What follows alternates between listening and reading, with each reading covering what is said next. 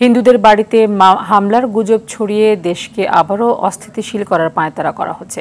হিন্দু সম্প্রদায়কে ব্যবহার করে এই ষড়যন্ত্র করছে আওয়ামী লীগ। বিকেলে রাজধানীর শাহবাগে এক সমাবেশে এসব অভিযোগ করেন বক্তারা। নাগরিক ঐক্যের আহ্বায়ক মাহমুদুর রহমান মান্না বলেন, একটা বিশাল বিজয় এসেছে, এই বিজয় নষ্ট হতে দেয়া যাবে না। আন্দোলনে যত গুলি হয়েছে প্রত্যেকটা গুলি এবং হত্যার হিসেব দিতে হবে বলেও জানিয়েছেন মান্না। ধর্মকে পুঁজি করে কেউ ষড়যন্ত্র করলে সবাইকে নিয়ে প্রতিহত করা হবে বলে জানান বিএনপি চেয়ারপারসনের উপদেষ্টা সৈয়দ মোয়াজ্জেম হোসেন আলাল।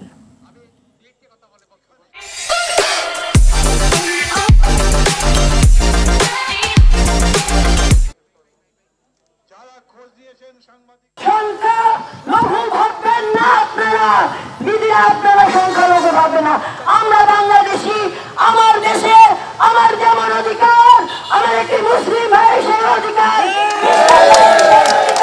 ধর্মকে পুঁজি করে কোন স্বার্থান্বেষী মহল কোন অপঘাতের সৃষ্টি করলে সকল ধর্মীয় সম্প্রদায়ের মানুষরা মিলেই আমরা তাদেরকে প্রতিহত করব, এটাই আমাদের প্রতিজ্ঞা। লড়াইটা কেবলমাত্র এক মাসের লড়াই না, এই লড়াই হচ্ছে গত 15 বছর ধরে। অনেক মানুষ জীবন দিয়েছে, সমস্ত মানুষের রক্তের ঋণ পরিশোধ করতে আমরা সেই ধরনের একটা সরকারের অপেক্ষা করছি।